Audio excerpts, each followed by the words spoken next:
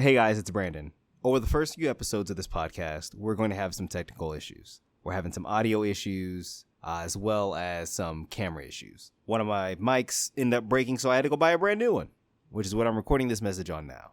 So please bear with us as we do our best to adjust some of the audio to make it, listenable. I hope you enjoy the podcast. Thanks for listening. Welcome back to another episode of Strength in Words. I'm your host, Brandon King. And I'm your host as well, Payton Hogan. Payton here is a licensed therapist. What are your credentials real quick? Licensed independent mental health practitioner, LIMHP. And I also got a plate act too, which, it kind of is like double dipping. I don't really need my plate act, but you know, if you're working for like an agency, it's pretty much like a substance use counselor. Gotcha. But yeah. And I'm just the brother who just, I ain't shit. No, I'm just I just be showing up here and looking whatever. No, I've got a background in both physical healthcare as a CNA, as well as a licensed strength and conditioning coach, personal trainer, nutritionist as well, and then just I've worked in mental health with people who've had drug addiction, alcohol addiction, etc. I also got my own mental disorders, conversion disorder. Check it out. No, don't. It's sad. Don't do that. Today's episode, we're talking about what is mental health. We hear quite a bit about it in social media, in everywhere. The news, the TikTok, Facebook, Instagram.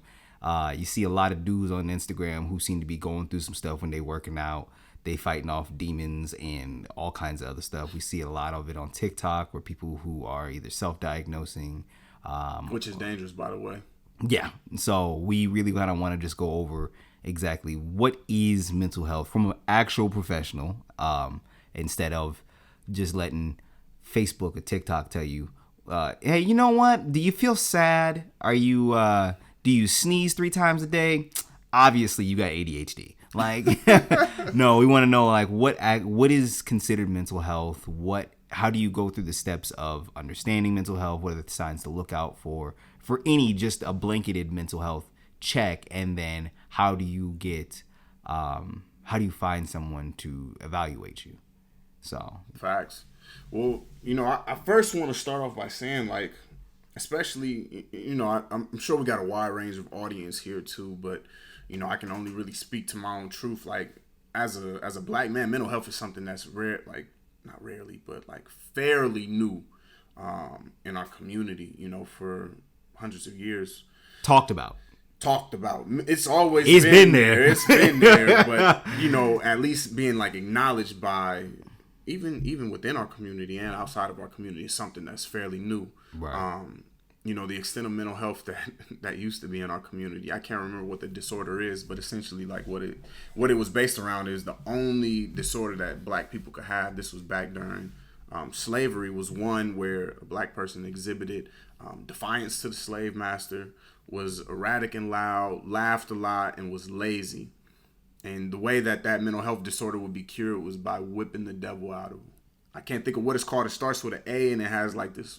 It's a weird name. So you mean to tell me that if I didn't do what I was told because it was hot as hell outside, I'm out here got my hands blistered and cut up because I'm picking raw cotton, and I might laugh, I have a good time. I'm say, hey boss, it's hot out here. Can I take a break? They sat there and said, what you say, Jigaboo? And what? Said he got the devil in him. With defiance. Bro. Literally, bro. It was okay, not an A. Drapetomania is what it's called. What drip the kind of like what now? Dreptomania? Dreptomania, bro. Yeah, like it was pretty messed up. I mean, that's like when I found out that women who actually exhibited similar behavior were quote unquote defiant or didn't have certain things done, or it was not what was considered a stereotypical woman back in the 50s and 40s or whatever. They were considered hysterical. So you gotta beat them.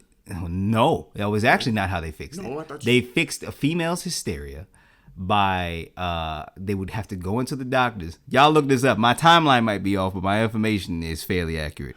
They would, to cure female hysteria, they would have to go to a doctor, and the doctor would have to jerk them off, flick their beans.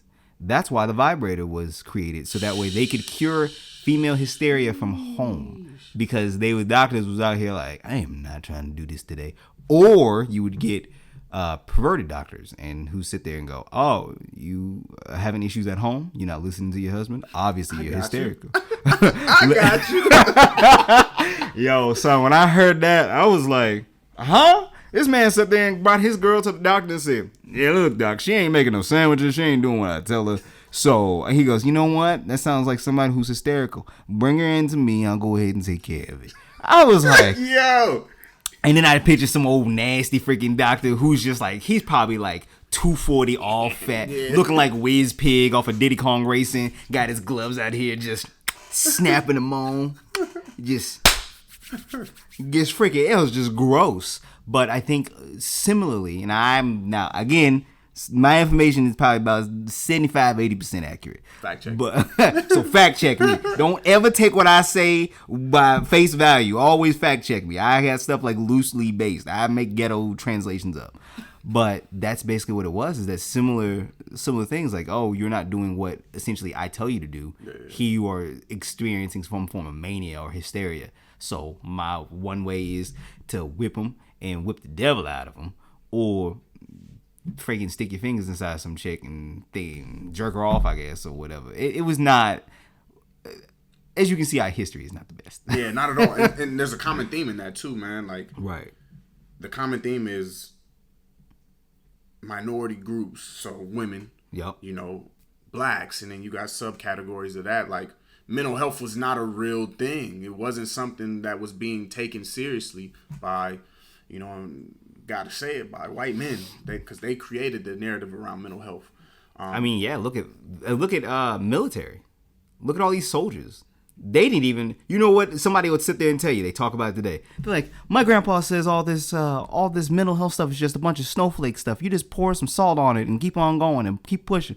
And I'm like, I want you to check about every Vietnam vet that came back as an alcoholic, or came back that suffered from these issues and problems. Like, it's because they probably had mental health issues, but back in the day, that's not a real thing you talk about or deal with. There's no such thing as mental health. This dude out here just acting up, or he's just being weird, or he's just this guy. Mm-hmm. So then what do? They drink it away. They use drugs to try to get rid of it. So it's been around for a while, but here in America, or in the narrative from the man, is nah, y'all fine. Pour some water on. You better put some water on that. But now things are starting to change. Now things are starting to change, and we're starting to understand that this thing that we call mental health is, you know, is fully like responsive to different chemicals that we have in our brain. And we talked a little bit about this at the end of our last episode. Make sure y'all go check that out. It's a good episode. We introduce ourselves and talk a little bit about our background, a lot of it, you know. But there's a lot of chemicals that are functioning in our brains. Even when you think about those vets that are coming back, put in a heightened state of survival, like, you got a lot of cortisol being released, you got a lot of adrenaline being released, and so you got to figure out ways to deal with that. Which, if you don't, it starts to manifest into these things that we know as disorders. But to kind of dial it back and talk about mental health as a broad thing, you know, when it comes to being a therapist, and when it comes to just understanding mental health in general, I like to like kind of categorize it into, you know, 4 subcategories. Our mental health is not just about our mind. I mean, our mind is the glue to everything, because it's the way that we experience things. It's the way that we communicate things. Without this, like, this is nothing. I couldn't understand it. I couldn't experience it. I couldn't talk about it. I couldn't take it all in. So, I mean, our mind is really the glue. But, like, when you think about mental health, it brings in aspects of our mind. It brings in aspects of our physical body. It brings in aspects of our spiritual. And when I say spiritual, I don't mean, like, praying or fucking kumbaya. But I mean, like, our emotion, that's our spirit. You know, people use the term emotions. I like to think of our spirit as our emotion, because if I go into a sports game and I don't have any spirit, I don't have any emotion behind it, then it's just like, yeah, they're zombified. Exactly. Yeah, woohoo, whoop whoop. Exactly. And then our finances too, man. All of these things can either increase or decrease these chemical levels in there. And I'm not going to go too deep into that, man. But those are the big components. And so then when we look at somebody's mental health, usually there's either an increase or a deficit, most of the time a deficit happening in one of those different realms, which leads to some of those chemical imbalances. And over time, they start to solidify and, kind of program themselves into the subconscious mind. You know what I'm saying? So let's take, for example, like, excuse me, a lot of people like to talk about depression, right? And they lump it into just like this big old category. And I'm depressed. I'm depressed. Well, what do you hear? And then, of course, you hear if you go into a black household or any household that, somebody be like, oh, I'm depressed. What you depressed for? Huh? What you sad about? You got food on the table. You got, boy, if you don't go there, I should give you something to be depressed about. Go do them dishes. Literally though. Literally. Like in depression, and from my understanding is that there's a few different forms of depression. But yeah, see, there you go. And see, I'm close. But no, depression is you can feel depressed. You can be depressed. Depression can be a feeling itself, or it can actually be a real chemical imbalance in the brain. So there's that level of but the problem is that I've seen, and we've seen this probably for the last 15, 20 years now, is that people use depression interchangeably. They use it when someone says, I've got depression. Well, it's like, well, do you have literal actual depression that has been like diagnosed, or are you just diagnosing yourself that you're sad, or you feel that you're in the same rut, so you're now in this state of depression, not that you suffer from clinical depression. So can you kind of explain a bit more into that? Yeah, man, that's actually what I wanted to go into, bro. Like that's where self-diagnosing can be very, very dangerous, because now like we take these labels. It's almost like pop culture, you know what I mean? Like, oh, I struggle with depression, or I struggle with anxiety, or I'm bipolar, or I got ADHD, and all of these different things. Like you put that on there, and it's like, okay, this explains why I can't focus, or this explains why I'm sad after I just broke up with my girlfriend or boyfriend or whatever it is. And it almost like at times when we self-diagnose, it almost takes away like that self efficacy, or that responsibility for self. It's like, oh, no. This is why I'm struggling right now. This is why I can't get good grades, or this is why this is happening, because I am this. It's cop out. Exactly. But that's not always the case, you right. see? And that's what we run into with self-diagnosis. But in terms of like the depression, I think you hit it right on the head, right? Like, you can be depressed. Being depressed is a normal emotion. Like, you're not always going to be happy. You might be sad sometimes. You might be depressed sometimes. But there's a difference between that and like having a depressive disorder. These are things that are like consistent over time, and I think that's where people don't realize, like, there's criteria that you have to meet. And like I said, there's 8 different types. Like, you got disruptive mood dysregulation disorder, which is a depressive disorder. You got like you got major depressive disorder, which is probably the most common one that people like typically gravitate towards. And like I said, there's criteria that you got to meet, and there's different levels to it. Like, there's like moderate, there's I'm drawing a blank. It's like severe. There's moderate. There's mild. There's low cases. It's almost kind of like the flu, right? You hear somebody who says, man, I got the flu. There's a difference between having the flu, which is probably just the hopped up cold with some vomiting and diarrhea, and there's that, and there's influenza. Yeah, the actual virus. Yes, the actual virus. Where you're literally like shitting out your... Yeah. And then there's, on the top of that, within influenza, there's 2 different strands of influenza. You've got influenza A and influenza B. And depending on the year, you might be getting lit the F up by one of them. I think almost every year I've caught influenza. I've caught both of the influenzas. And this is some stupid crap, because I used to work in a hospital and they make you get a flu shot. And then I was so pissed because I got both of them, and I was sick as hell for both. Bro, they gave you a sugar shot. I was like, bro, what's some old placebo shiz? Like, get the hell out of here. But yeah, like it's having it's knowing the difference. It's, no, do you have the flu, or do you have influenza? Do you have depression? Are you depressed or going through a depressive state? Or do you have real depression? Like, oh, it's like I'm feeling bipolar today. When you just, the moods are hot and cold, right? That could be hormone imbalances that day. Or do you have actual bipolar? Which there's two. There's bipolar 1 and bipolar 2, which, you know, in those, like, they're separated between periods of mania and periods of depression. Right. And it's really understanding that. But we see a lot of people talking about, man, I'm bipolar. 1 second I'm happy, and then the next second I'm angry. Which, there's so many different diagnoses in the DSM-5 that, you know, when you look at some of the symptomology, they could, like, one could be another. But as you start to really, like, dig into them, right, you start to be able to distinguish the different things. And there's also, like, rule outs, like, that you can do that, you know, as you're diagnosing, it's like, okay, let me monitor these symptoms to see if it's not this. And I think there's a common diagnosis, especially among Black people, that often gets misdiagnosed. So, like, we got, like, ADHD, or a couple of diagnoses that often get diagnosed that are misdiagnoses: ADHD, major depressive disorder, and anxiety. These 3 diagnoses, majority of the time, are misdiagnosed amongst Black people, especially younger Black individuals, because by the time you're older, you typically aren't going to see a therapist anymore. But you see with a lot of the young kids, especially like with behavioral issues, trouble with focusing in school, things like that, they're getting forced to have psychological evaluations done, with, like, the threat of being removed from home, or especially like a lot of, or like, you better put them on medication because we can't teach them, or and things like this. And this misdiagnosis is actually like post-traumatic stress disorder, because when you look at the symptomology of a lot of those, like outbursts, lack of attention, these are all symptoms that fall into PTSD as well too. Right.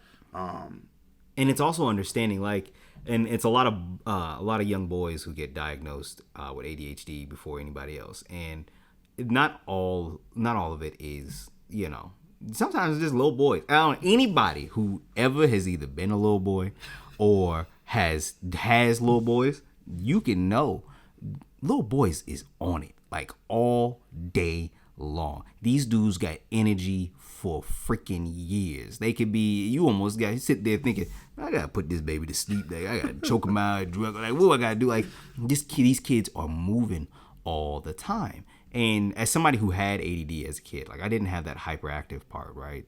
But I struggled with actually understanding and focusing. Like, it's almost kind of like I could do the homework. I could be in that classroom, and hey, you might as well have been talking to a freaking paste. Like, I didn't know, I couldn't understand, so I'm doing homework till 12 o'clock at night, right? And then all of a sudden, I get some medicine, and it actually works. But I've also seen kids who were misdiagnosed. You know, Cat Williams talked about, like, his kid, right? His son he's like, they told him that his son had ADHD, right? And he's just sitting here running around the house doing all kinds of stuff. He said, Zoom. And then he gave him some medicine, and the boy just stops.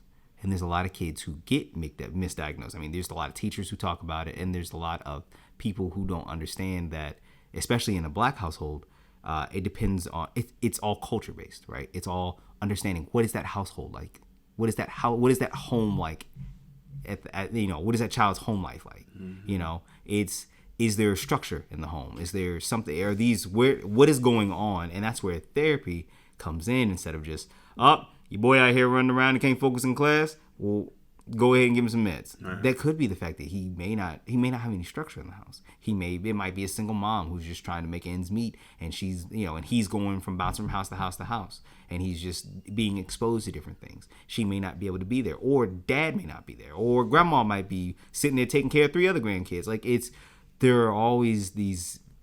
And it's not just Black kids. I mean, there's white kids who go through it. Like, I worked in foster care, so I got to see and hear and deal with all kinds of different stuff and misdiagnoses and things like that. So my exposure to, especially with ADHD specifically, my exposure to it, my mom had ADD when she was a kid. I've got a sister, a cousin who both suffer from ADHD, and as adults, they had it when they were kids, and they still suffer from it as adults.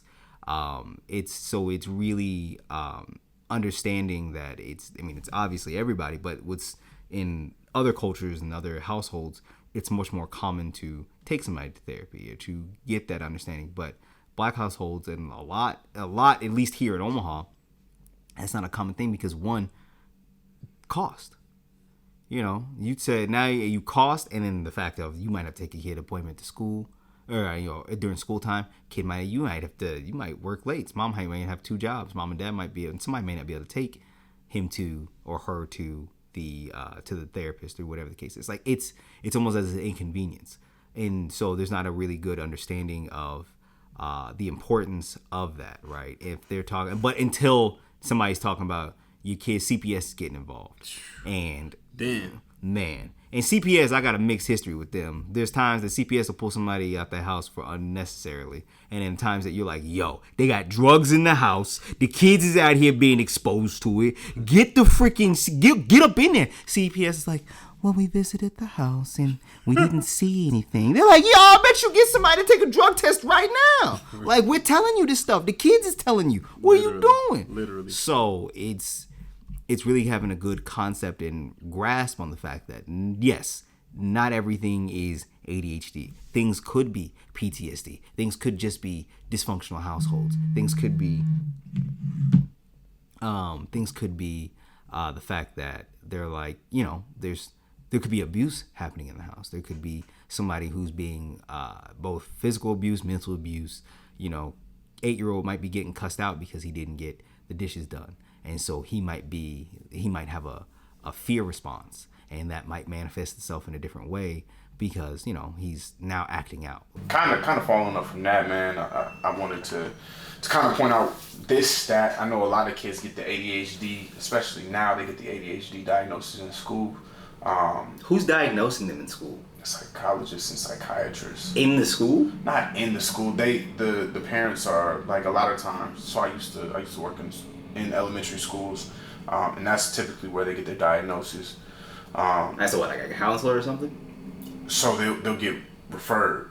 So especially like man, I feel like there's so many layers. I could just jump all over the place to try to bring this all together. So I mean, you think about like many inner city schools, many urban schools, right? And the teaching staff doesn't reflect the student population for the most part, right? Like you rarely find a black teacher with black kids, and so they don't really understand the culture, and they don't understand how to deliver messages, or even the curriculum doesn't match the identity of the student and what they're living, their lived experience. And so then there's trouble with trying to like teach these kids, right? Like everybody's getting either labeled behavior, or they're having to go to the office, or they're just not picking up on things, and it's this disconnect. But once that disconnect happens, all right, we got to find a way so that this teacher can effectively teach, knowing the information that they know with the curriculum that they have. And so the only way that we can do that is, okay, we got to get them on an IEP plan. IEP, we got to get a diagnosis or something that puts them on this IEP. And for every IEP that a school has, they get about like $10,000 per student. Oh. Yeah. I didn't know that. Yes, there's money behind IEPs. Oh. But these IEPs follow these kids. These are labels. Right. These are labels that determine like a kid's future outcome, right? Like, oh, he's messing up. Oh yeah, he has an IEP. Like, we need to put him in this, or even down like the juvenile justice track record. Like, they use this stuff. Like, oh, he got an IEP early on. There's something wrong with him. I didn't know that. Yeah, man. So like, there's definite levels to this stuff, and when it comes to like still just like mental health, like I think on certain levels, not all the time, it can get exploited. It can get exploited in order to have like gains in certain areas. So the money that schools get for IEPs, it makes up for the property tax that's not being put into the school, which is a messed up like offset, because you go to an affluent neighborhood and their school will have way less IEPs because there's no need for it. They have the resources. So it's used as a way to subsidize because they're not getting enough funding, so they need to be able to get more funding for, and it may not just be the line in somebody's pockets, it may just be funding for the actual school itself. So they use that funding from these IEPs on these quote-unquote problematic students, and then kind of find out it's helping. Oh, that sucks. Yeah, man, it's messed up, and that's That's why it's, even at times, especially with kids, it's hard to diagnose like things like ADHD. Like even in my own practice, I try to stay away from ADHD as much as possible because that label's gonna follow them for the rest of their life. And as you start again to peel back those onion layers, right. you see the different criteria that overlap with things like post-traumatic stress disorder, because they might be experiencing like severe trauma at home, or they might have seen their cousin, their uncle, their mom, their dad get killed. They might have like seen somebody get abused in the home, and that they might be the abused. They might be getting abused. All these different things just to slap on. He can't focus in school. His attention span's not there. He's falling asleep. ADHD. Well, so I know some kids where their mom is. I put it in the way of. You know what a stereotypical white mom is, right? Where we use them that, Johnny, don't do that. Hey, we had an agreement. Fuck you, mom. Yeah, exactly. And that's what that kid does. That kind of kid is like, yo, you suck one. Like, it's one of those type of things. Now, of course, that's not all white people. We just make, but that's the easiest way for me to explain that. That's that stereotype. It's that realm of things. And so I've known this kid since he was born. I've known their mom for the last 15 years or something in that realm. And the boy has, it's said that he has ADHD. But I've seen this child. His grandparents can even vouch for the fact of, I don't think he has it. But what it is that he can't focus in school, or he's disruptive at home, and blah, blah, blah. But there's no structure in that house. There's no structure. And it's not because there's no dad in the house. There is no dad, but that's not why. I mean, we know a bunch of single moms who hold it down, and they got 3 boys, and they all them 3 of them boys. Yes, ma'am, I get it done, ma'am. So it has nothing to do with there's no father figure there, because when there was a father figure there, he was still acting up. When his dad was in the house, when his dad was with mom, it was still the same bullcrap. It has nothing to do with there wasn't another parental figure. It's what they've allowed, what she has allowed, what he has allowed for them to behave, and how they let them behave, and how they let them do these things. And like, the kids don't listen to it. I've watched the kids not listen to their mom. Like, the mom is sitting here saying like, James, I've told you need to do this. You might as well have been talking. James might as well be deaf. He act like you ain't speaking to him whatsoever. And how I know the boy doesn't have ADHD, how I can see the fact that boy ain't got no ADHD, is the fact that when he's not around his mom, complete different kid. Complete. Not even, it's a 180 kid. Calm, cool, collected. Yeah. Not to mention the fact, when he is acting out of pocket, all I gotta do is, James, what'd I tell you? What'd your mom say? She said, pick it up. Pick it up. She shouldn't have to repeat herself twice. Just that assertion and that demanding. Yeah. Change.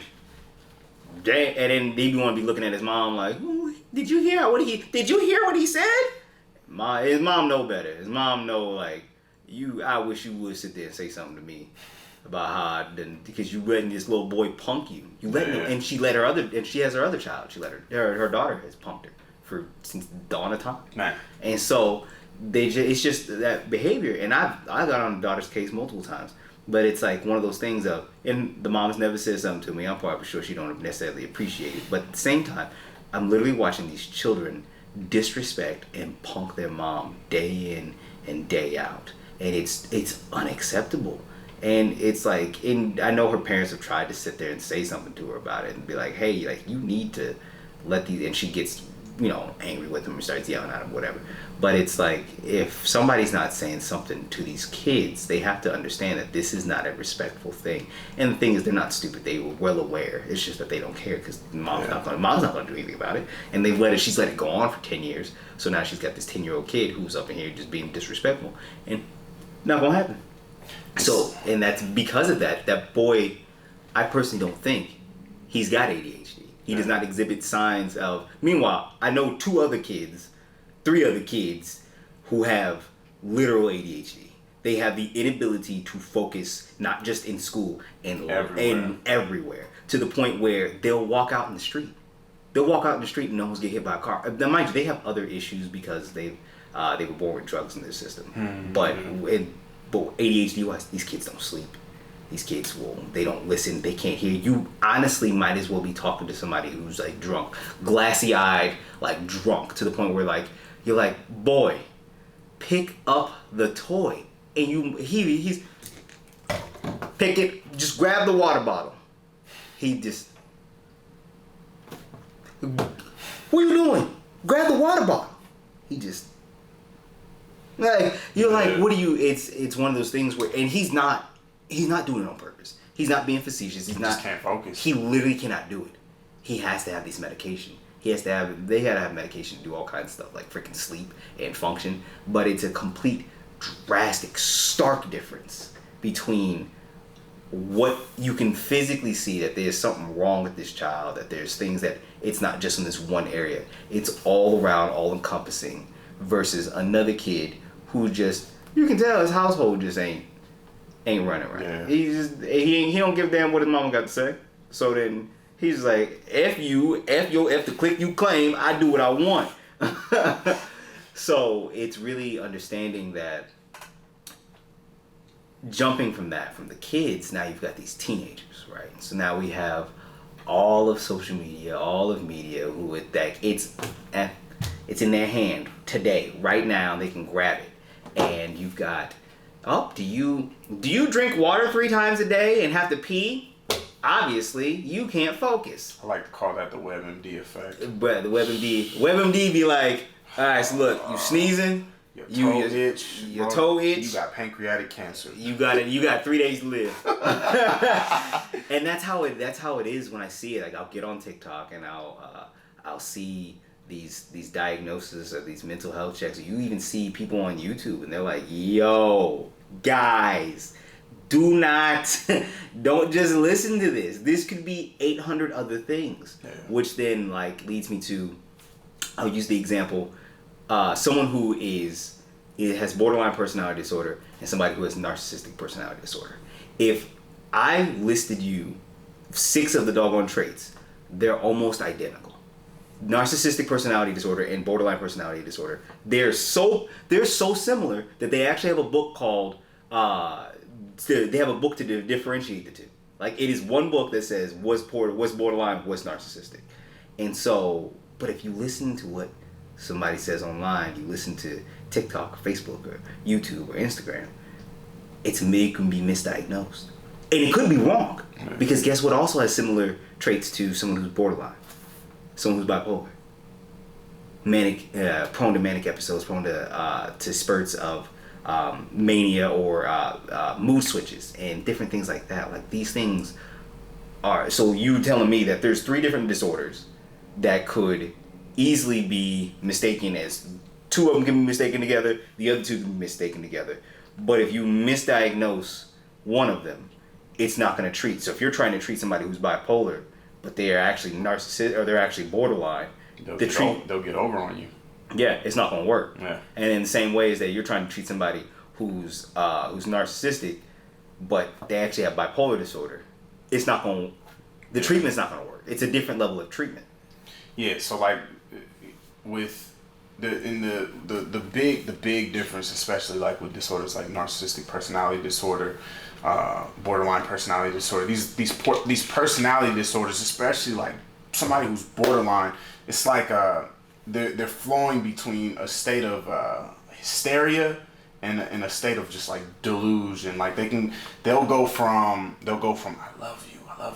You're the greatest thing in the world. I can't believe I would never imagine my life without you. To automatic, like, you're the devil. You're the devil. I hate you. You're the worst and thing. They'll stick to it. And it could be off a slight. Mm-hmm. You forgot to, you left the keys outside the house. And now it's, you're the worst thing that has ever happened in my life. I absolutely hate you. I wish you the harm, and I wish you to never be near me. Which is similar to narcissistic personality disorder. So like with that, like they're never at fault for anything. A narcissist never. Absolutely, I can never be wrong. And then they got like these grandiose ideas of everything, and everything about me is better, and you don't understand me because you're obviously stupid. Boom. And they don't go from they never, with the narcissist though, they never go from like a state of hysteria to like delusion. It's like just all delusional. It's all delusional. All of it is. There is no hysteria, and then it's like if they feel like you've crossed them. So say you take them out, they take you out to this event, and they feel that you've embarrassed them. Right? You may not have done anything. You may have told a joke and that was funnier than theirs. Right? You may have gotten you may have told a joke. I've told a joke, you tell a joke. But then my joke gets a few more laughs than your joke. So now you're twisted. Now you're upset. And so now you're out to show me up. You're trying to be better than me. Look at this. And so now and they hate you. Yeah. You are now public enemy number one. Off of some stuff that you're like, what are you even talking about? Like, what happened? And so it's delusion all the way. Yeah. But the problem is that, and because of that, the treatment is it's different. It's a complete different level of treatment. It's hard to treat a narcissist, and I'm gonna be honest. Like even in my own practice, look, I just gotta be honest here. Shit, I try to stay away from people who are borderline. Like it's like the plague. Treating somebody who is borderline is like the bubonic plague, bro. And you hear that often. So because it's hard. It's like, because when they come in, they're like, oh, I love you, you're great, and then the next second they start to talking about the issues that they're having, and it's typically with relationships, or it's typically with their kids. A lot of people who struggle with borderline that have kids, their kids are usually in the HHS system. Many times, bro, it's unfortunate. I don't have a stat on it, but you can look that shit up. Whoever's watching this, like, you can look it up, and it's like you find high cases of borderline personality disorder with people whose children are in the system. Right. And from there, like, you can't treat them because they go from these states of like love to and that's that's something that so my ex-wife she has borderline personality disorder, and she has bipolar disorder. Yeah. And so when we were together, like, one of the big things that I wanted to get help for. So I read almost every freaking book I could. I read everything from both aspects, all of it, like the borderline narcissist, like walking on eggshells, dealing with people who have, like, all of it.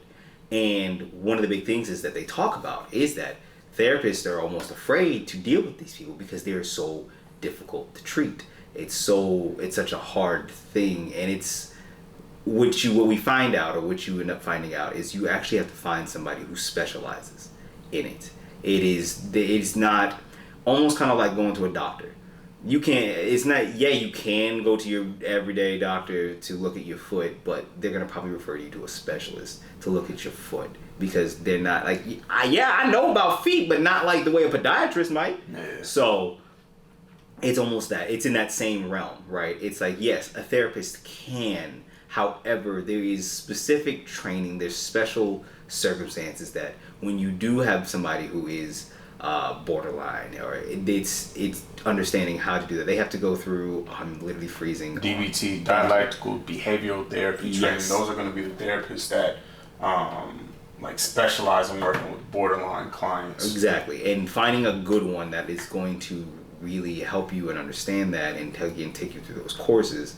Like, that's going to be a highly important thing, and that's not something that your average everyday therapist is going to be prepared for, because it's not the same way that your average everyday therapist is not going to be prepared for someone who has severe PTSD.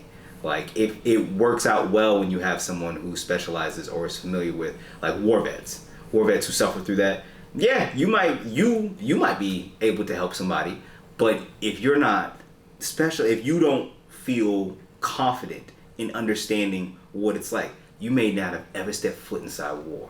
You may not know what any of that looks like. So you may not be able to give them the help that they need in the same way that that person needs. It goes back to, like I told you, that company I worked for, where you've got all these women who kind of grew up in middle class or upper society, and they're trying to help all these people who've been in the hood for most of their life, and they can't relate to them. They can't get to them. They can't speak to them. And then on top of that, these women are not versed in that world. They're versed in it in a particular form, but not in a way that speaks to that person's everyday life. Not in a way that speaks to that person's home life, something that they grew up with, something like that goes into that realm of things. So then they end up it's almost kind of like you're getting food, right?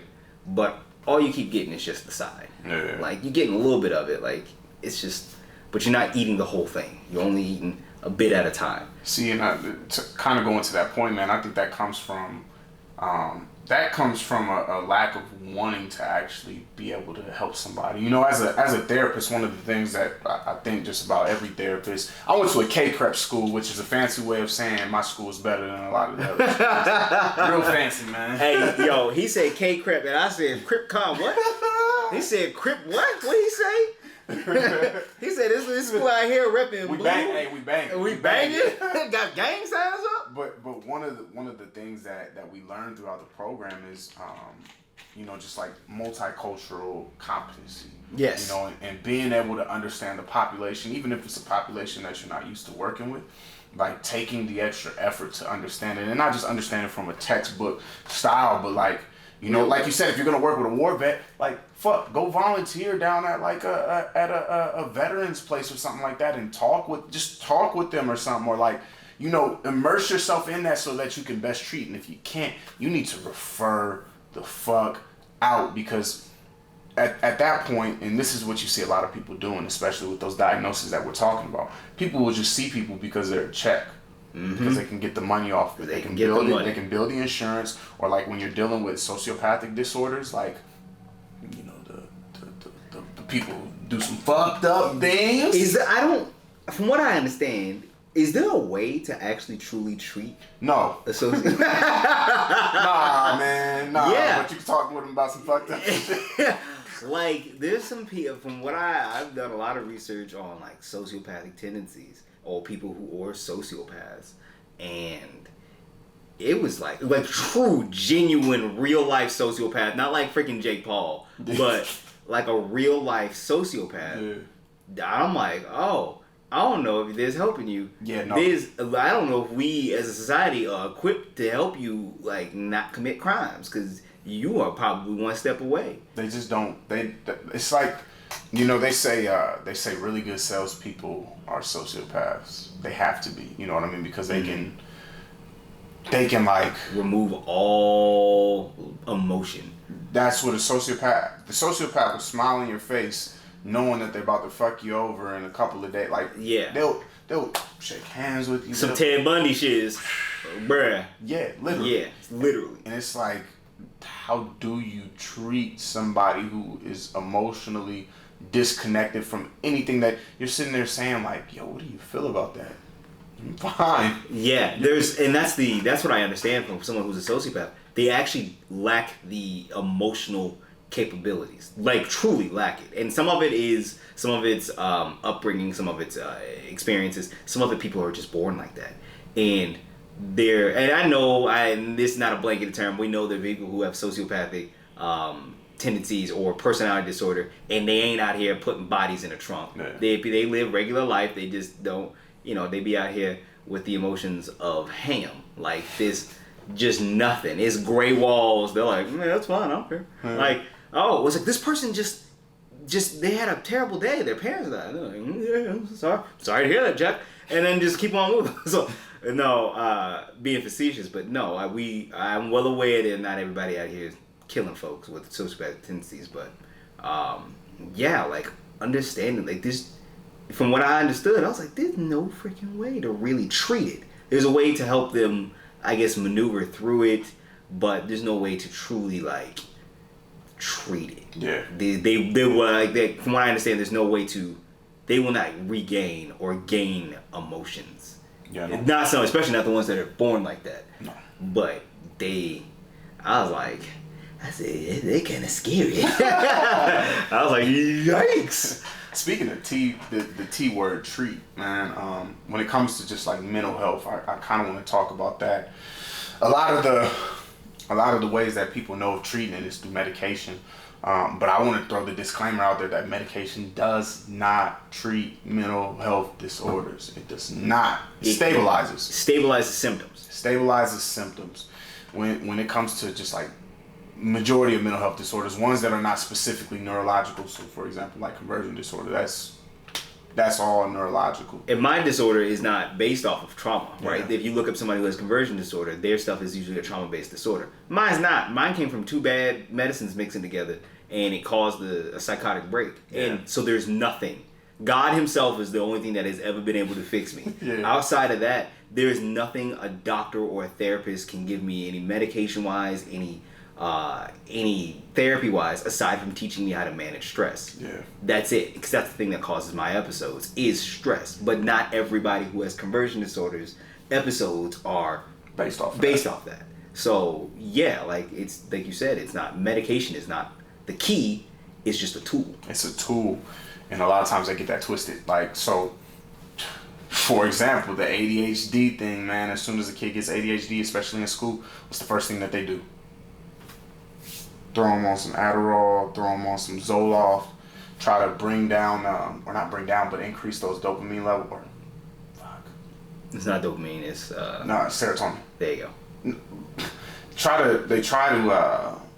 They try to increase the serotonin levels. Right. Fuck. Don't quote me, man. Don't quote me.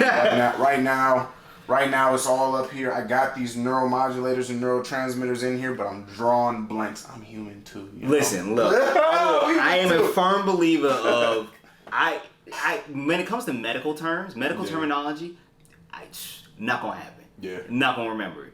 I got all the knowledge you possibly asked me, but you asked me for specifics, it's not gonna go down. So if I get words wrong, don't focus on the actual word itself, please. You can correct me in the comments. I'm not gonna get offended. But if I get the word wrong, if I say serotonin and mean dopamine, if I say dopamine but mean cortisol, I'm pretty sure it's dopamine though, bro, because it's like dopamine mimic. It has some of the same effects. It connects to the same neurotransmitters as caffeine. And like so maybe it is dopamine. Yeah, if you give a kid caffeine who has symptoms of ADHD, it's known to like balance them out. They actually calm down. Somewhat. It depends on how severe the ADHD is. Yeah. Like my grandma tried that. I love you, Grandma, but I had my cousins had ADHD, or at least one of them did, had it really bad. So also, I don't recommend that you give kids caffeine. I just need to throw that in. Yeah, that's what I was just going to say. Don't do that. It didn't work. She would give her Mountain Dew every morning. Oh, shit. Yeah, Yeah. And I was like, no, don't do that. Yeah. It's not, no. It doesn't work out well. And so... yeah, and ADHD is probably one of the most that's why we use that one. ADHD is the simplest one to use to explain, especially amongst children, and everybody probably, 1, knows somebody who has ADHD, or 2, understands how the mechanics of it. It is the easiest one to explain. So if we refer to ADHD often, that's why we use that. It's because it is the easiest one to explain versus something like depression, or because there's so many layers with it. And while there are layers with ADHD, it's still one of the most easiest ones to explain. If you guys would like other explanations or other disorders to be used as examples, just let us know and we can do the research or make sure we talk about those examples. Facts. But yeah, go ahead. I'm gonna just kind of caveat since you brought up depression too. Just another thing that it just came to my mind when it comes to self-diagnosing, because we're talking about a lot here. And right. We're gonna wrap around. I hope y'all can follow along with this. But like with a lot of the depressive disorders, what a lot of people don't realize is that it usually is like a period of I think it's like a period of 6 months that you have to be experiencing symptoms. Yeah, it's not like this this short amount of time. So like I said earlier, it's a continuous. Yeah. It's a cycle. There's also a pattern when it comes to it. So when you're dealing with somebody who has depression, I think depression 1, depression 2, then you got bipolar 1, bipolar 2, and you got depression. Is that when they're looking at these things, like I think bipolar 2 is the one that has mania with it, and whereas depression or bipolar 1 is just more of depressive episodes. And if you've got bipolar 2, you've got both. Yeah. But yeah, it is over a span of time. They have to look at and track patterns. They have to see. You may not get the initial diagnosis that day. They might tell you, hey, we think based off of what you're saying today, it sounds like this. Or they might try you on a medication on a low dosage usually first to just see how you're responding. But then they have to touch base with you constantly. And that's usually a psychiatrist who's doing that. A psychiatrist is usually the one that's going to touch base with you. And then they'll refer you to a therapist. So that way when that psychiatrist is just checking in and they going through their checklist, they need to know it is, before they can officially diagnose you, hey, this is what you have. They're going to test it. They're going to see, well, is this medication working? Nah, medication's not working. So then it's a trial and error. But it is not an overnight thing. Even with ADHD, it's not necessarily an overnight diagnosis. Yeah. Or it shouldn't be. Yeah, not at all. It shouldn't be. It should be tracked. It should be tracked. That's why, like, a lot of my clients that I work with too, even if they're like exhibiting symptoms of like major depressive disorder, or if a kid comes in and he's exhibiting or she is exhibiting symptoms of disruptive mood dysregulation disorder, which is kid version of major depressive disorder. Right. I typically slap on a diagnosis known as adjustment disorder. And adjustment disorder is, it pretty much says, okay, they're experiencing something. And then there's like specifiers on there you can like have, like with anxiety or with depressed mood or all of these different things. But adjustment disorder essentially says like something's going on, right? It hasn't been that long. It's been like a period of probably around like 6 weeks under, that's really shaking up somebody's life. We don't know what it is, but this is going to give us like time to kind of analyze this over the duration of your treatment. Right. I know a lot of times therapists will just slap on these big ass diagnoses on people's names that do follow them, because like as shit starts to happen or shit starts to progress and people are asking for, okay, like, hey, can we collaborate? Can you send over notes? Of course, with the ROI, which is a release of information. Therapists will. There are some therapists that will absolutely just slap a label on. They're like, you know what? This is what you got. There's no questions asked. And they'll still track you. They'll still follow it. And sometimes they'll either stick to it or sometimes they'll switch it up and go, you know what? I think I was wrong. So they'll refer to other therapists. They'll say like, hey, can we check these notes? Can we do these things? And which then that's a release of information, the ROIs he was talking about. But what ends up happening is like, it's when it comes to like utilizing your team, right? When it comes to having a proper team, and from my personal experience, it's always good to have your doctors, either for me, that either work in the same area, work in the same field, are connected in some way, because one, they're able to communicate a little easier than people who are out of different practices. Like, so example being like Nebraska medicine. If you're both your therapist and your psychiatrist is in Nebraska medicine, case coordination is much easier. So much easier, and it helps get you the best level of treatment versus having to balance between the two. In theory, it shouldn't be that difficult, but if you know anything about medical, if you ever been to the ER and it's like, hey, I got a pretty gnarly cut, I probably need some stitches, you in that ER for the next 6 hours. Minimum. A similar aspect. If one doctor asks another doctor for notes, you would think it's, oh yeah, I'll just send the notes over to you. No, it'd be like a week later, and it's like, hey, have you got the notes? No, their office hasn't sent us the notes yet. And you're like, what are you doing? So things like that, like being able, like Nebraska medicine, they can just say, you can put your stuff in the chart, and if at any point in time the psychiatrist is like, all right, well, let me look into your chart, they just pull it right up. They don't even have to ask the doctor for nothing. Yeah. They can, but they don't usually have to. They can just pull things up.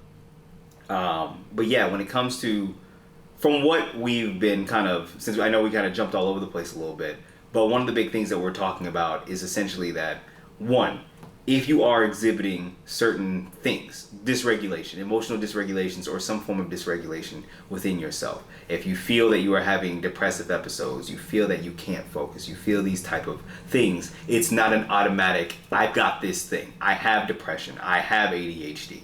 There's something could be off. You could have experienced something in your life that has thrown things off. You may be going through a bad breakup that it's got you feeling far worse than anything else ever has, right? There might be something, but that doesn't mean that you have depression, that you are clinically depressed. It might just mean that there's something more to it. There might be dependency, right? You had a level of dependency upon this person, and so now you can't figure out how to function. And so there's other things at play, which then leads to two. It's getting evaluated. It's just saying, all right, here are the things that I'm exhibiting. What can we look at? What are my options? What are possibilities? Okay. Now, when you get possibilities, it is not time to go into a hypochondriac state where you start looking up well, obviously I've got this and this and this and this and this, because it doesn't, you'll trick yourself into some stuff. And the brain is powerful, and you all of a sudden think you got something and you don't. Yeah. So which could actually create more issues for you down the road, because the brain is powerful. You start thinking that way, your body will physically become sick.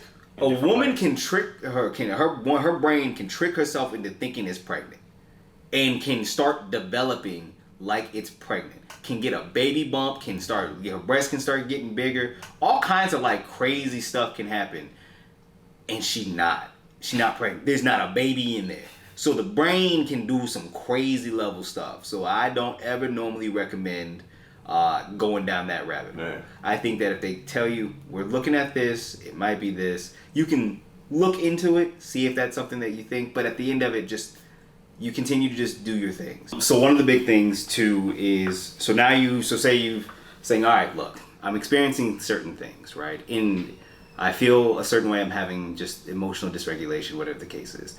You decide to go get checked out. From there, listen to what your doctor's telling you. If they give you some medicine, try it out. Like I said, they usually try to throw you on a low dosage just to see how it feels. But then do something that they kind of talk about it depending on who your doctor is. Take notes. Keep a journal. Keep a journal of your emotions, of what you're feeling, of what you're experiencing. Because one of two things will happen. Either A, it'll help you out in just looking back at just your day-to-day, figuring out what do you think is causing or deduction. But then two, it also might help your therapist deduce, because that's who you're going to be seeing next, is a therapist or psychologist who's going to be able to break down what are the things in your life that are causing this dysregulation. I want to interject there. I would actually say, I would do it the opposite way, man. Do it the opposite? Yeah. So if you're noticing things are off, right? You're feeling sad, you're feeling depressed, you're feeling anxious, you're feeling all these things. I would say plug into a therapist first, because we are treatment focused. So treatment in saying like we're reading your we ain't mind readers, right? But we're reading patterns. We're listening to what you're talking about. We're looking for symptoms. We're heavy on DSM. So like that's what we do. That's what we study. Doctors, they're typically not dealing with patients. Even psychiatrists, they're not dealing with patients on the level of, all right, tell me about like what's going on. It's more or less like you're right. They're more or less like, okay, name these symptoms. Let me do this evaluation real quick. I don't really need to know the details. All right, here's what you got. Here's what we got to help stabilize. You're right. And it's the medication. So I'm thinking about this. You know what? Because I forgot that even when we did that for my ex-wife, I went to go see somebody first, and he was a therapist. Yeah, and he said, "Hey, she need to get evaluated." Yeah. So you're right. That is so flip it. Yeah.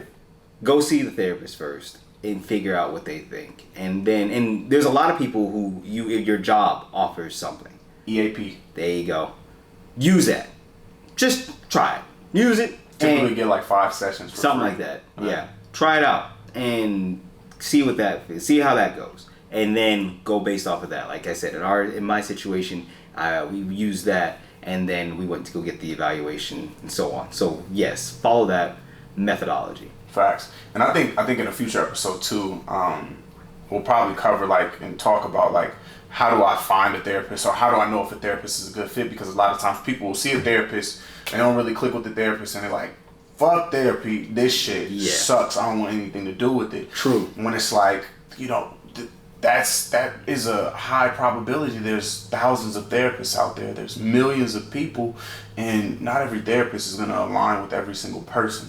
And so it's about, how do I find the therapist that I can really rock with, one that I can vibe with, and one that can also help push me towards the direction mentally, physically, spiritually, and financially that I want to go in. Look, I had a therapist who cussed me out. Oh shit. Yeah. I don't know if that's ethical, but bro, I kid you not. Like, my ex-wife was having a hysterical episode, and she was just saying a bunch of stuff that didn't make sense. And the therapist was aware that she was delusional. She suffered from delusions, and I'm explaining to her while she's going through this state, like, hey, this is one of those delusions that she's talking about, and the therapist told me to shut the fuck up and sit there. And I'm like, oh hell. So that was one of my experiences with a therapist. And then the previous place that I worked at, I'm dealing with these 3 therapists where 2.5 of them really they're not listening. They're kind of just dickheadish. And then it wasn't until my neurologist was like, look, I got somebody who specializes in weird stuff. I want you to see her. And she was extremely good therapist. So you might cycle through a few different therapists, right? And there's always that stereotype that therapists really aren't that good because they're just trying to use you to figure out what's wrong with them.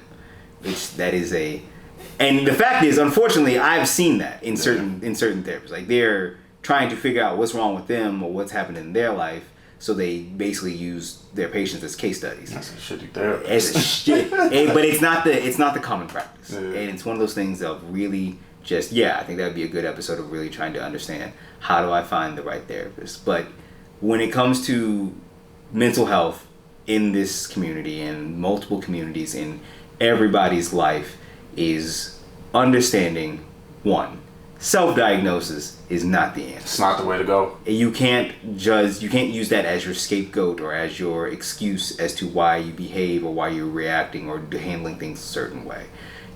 Go get evaluated. Go get checked out. Just talk to somebody. A lot of the times there's programs, there's opportunities, there's all kinds of things that you can get a session, 2, 3, 4 sessions free just to get started.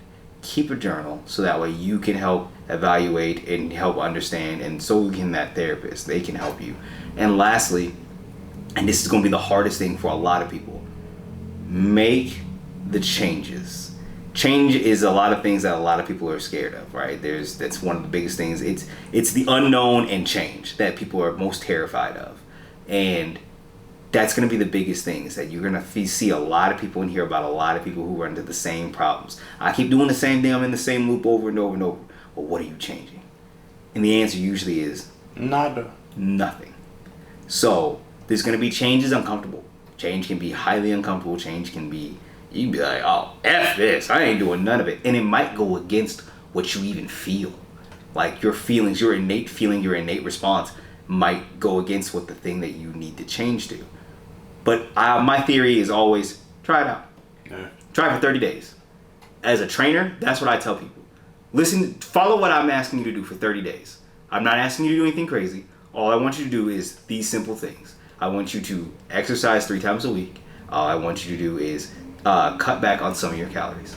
And instead of using the treadmill all 3 of those times, incorporate at least 1 strength day in there. And do that for 30 days. I promise you'll feel different. You will feel the results different in your body. And if you can do that for the 30 days, and if you do that for 30 days and nothing changes, by all means, you can go ahead and fire me today. But I'm telling you now, you won't. So just try it, please. Try something for 30 days. So, all right, guys, we are running out of battery space on our stuff, so we will have to pick some of this up next time. In the next episode. I've been Brandon. And this is Payton.